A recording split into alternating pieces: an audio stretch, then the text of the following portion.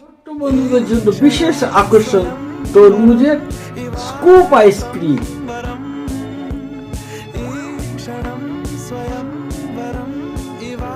এখন এটাকে ডিপ ফ্রিজে 3 থেকে 4 ঘন্টা রাখা হয়।